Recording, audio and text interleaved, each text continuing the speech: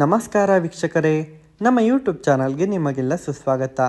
ಕಳೆದ ವಿಡಿಯೋದಲ್ಲಿ ನಾವು ದಿ ಕೇರಳ ಸ್ಟೋರಿ ಮೂವಿಯ ಬಗ್ಗೆ ಸಾಕಷ್ಟು ಮಾಹಿತಿಯನ್ನು ತಿಳಿಸಿದ್ದೇವೆ. ಈ ವಿಡಿಯೋದಲ್ಲಿ ನಾವು ಕೇರಳ ಸ್ಟೋರಿ ಪಾರ್ಟ್ 2 ಸಿನಿಮಾದ ಬಗ್ಗೆ ಹಲವಾರು ಮಾಹಿತಿಯನ್ನು ನೀಡಲಿದ್ದೇವೆ. ಅದಕ್ಕೂ ಮೊದಲು ನಮ್ಮ ಯೂಟ್ಯೂಬ್ ಚಾನಲನ್ನು ಸಬ್ಸ್ಕ್ರೈಬ್ ಮಾಡಿಕೊಳ್ಳಿ. ಪಕ್ಕದಲ್ಲಿ ಕಾಣುತ್ತಿರುವ ಬೆಲ್ ಬಟನನ್ನು ಕ್ಲಿಕ್ ಮಾಡಿ. The Kerala story part 2. ಹೌದು ವೀಕ್ಷಕರೇ, ಚಿತ್ರವು ಸುರೇಕ್ಷಾ, ದಿವ್ಯಾ ಮತ್ತು ನೇಹಾ ಎಂಬ ಮೂವರು ಯುವತಿಯರ ಮತಾಂತರದ ಕಥೆಯನ್ನು ಹೇಳುತ್ತದೆ. ಕೇರಳ ಸ್ಟೋರಿ 2 ಈ ಸಿನಿಮಾವು ಫೆಬ್ರವರಿ 27ನೇ ತಾರೀಕು 2026ರಂದೇ ರಿಲೀಸ್ ಆಗಿದೆ.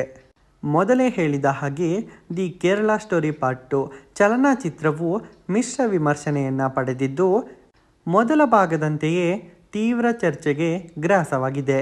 ಸುರೇಖಾ, ದಿವ್ಯಾ ಹಾಗೂ ನೇಹಾ ಎಂಬ ಮೂವರು ಯುವತಿಯರನ್ನು ಪ್ರೀತಿ ಮತ್ತು ಉದ್ಯೋಗದ ನೆಪದಲ್ಲಿ ಮೋಸ ಹೋಗಿ ನಂತರ ಸಂಕಷ್ಟಕ್ಕೆ ಸಿಲುಕುವ ಕಥೆಯನ್ನು ಈ ಚಿತ್ರ ಹೊಂದಿದೆ.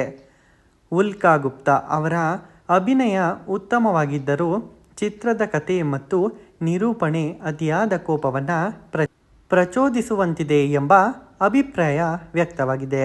The Kerala story 2 goes beyond ವಿಮರ್ಶೆ ಮುಖ್ಯಾಂಶಗಳನ್ನು ನೋಡುವುದಾದರೆ ಇದರ ಕಥಾವಸ್ತುವನ್ನು ನೋಡೋಣ.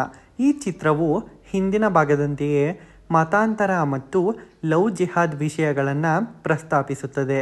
ಮೂವರು ವಿಭಿನ್ನ ಹಿನ್ನೆಲೆಯ ಯುವತಿಯರು ಹೇಗೆ ಮೋಸ ಹೋಗುತ್ತಾರೆ ಎಂಬುದು ಇದು ಚಿತ್ರಿಸುತ್ತದೆ. ಹಾಗೆಯೇ ಅಭಿನಯವನ್ನು ನೋಡುವುದಾದರೆ ಮುಖ್ಯ ಪಾತ್ರದಲ್ಲಿ ನಟಿಸಿರುವ ಉಲ್ಕಾ ಗುಪ್ತಾ, ಸುರೇಖಾ ಅವರ ಅಭಿನಯವು ಪ್ರಶಂಸನೀಯವಾಗಿದೆ. ಇದರ ವಿಮರ್ಶೆ: ಚಿತ್ರವು ತುಂಬ ಲೌಡ್ ಆಗಿದೆ ಮತ್ತು ಸೂಕ್ಷ್ಮತೆಗಿಂತ ಹೆಚ್ಚಾಗಿ ಆಕ್ರೋಶವನ್ನು ಪ್ರಚೋದಿಸುತ್ತದೆ. ಹಿಂದೂ ಮತ್ತು ಮುಸ್ಲಿಂ ಕುಟುಂಬಗಳನ್ನು ತೋರಿಸಿರುವ ರೀತಿ ವಿವಾದಾತ್ಮಕವಾಗಿದೆ. ದಿ ಕೇರಳ ಸ್ಟೋರಿ 2 ತಾಂತ್ರಿಕ ಅಂಶವನ್ನು ನೋಡುವುದಾದರೆ ನಿರ್ದೇಶನ ಮತ್ತು ಚಿತ್ರಕಥೆಯು ಆಳವಿಲ್ಲದದ್ದು, ಭಾವನಾತ್ಮಕವಾಗಿ ಕನೆಕ್ಟ್ ಆಗುವುದಿಲ್ಲ ಎಂದು ಅಭಿಪ್ರಾಯವೂ ಸಹ ಬಂದಿತ್ತು. ಬಾಕ್ಸ್ ಆಫೀಸನ್ನು ನೋಡುವುದಾದರೆ ವಿವಾದಗಳ ನಡುವೆಯೂ ಚಿತ್ರವು 9 ದಿನಗಳಲ್ಲಿ ತನ್ನ ಬಜೆಟನ್ನು ವಾಪಸ್ ಪಡೆದು ಯಶಸ್ವಿಯಾಗಿ ಸಾಗುತ್ತಿದೆ. ಒಟ್ಟಾರೆಯಾಗಿ ಈ ಸಿನಿಮಾವು ಹಿಂದಿನ ಭಾಗದಂತೆ ಹೈಪ್ ಪಡೆದಿದ್ದರೂ ವಿಮರ್ಶಕರ ಪ್ರಕಾರ ಇದು ಕಥಾಹಂದರಕ್ಕಿಂತ ಹೆಚ್ಚಾಗಿ ವಿವಾದಾತ್ಮಕ ದೃಶ್ಯಗಳ ಮೇಲೆ ಹೆಚ್ಚಿನ ಗಮನ ಹರಿಸಿದೆ ಎಂದು ಅಭಿಪ್ರಾಯವಿದೆ.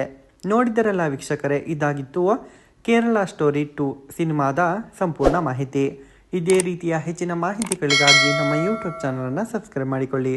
ಪಕ್ಕದಲ್ಲಿ ಕಾಣುತ್ತಿರುವ ಬೆಲ್ ಬಟನನ್ನು ಕ್ಲಿಕ್ ಮಾಡಿ. ವಿಡಿಯೋ ನೋಡಿದ್ದಕ್ಕಾಗಿ ಧನ್ಯವಾದಗಳು.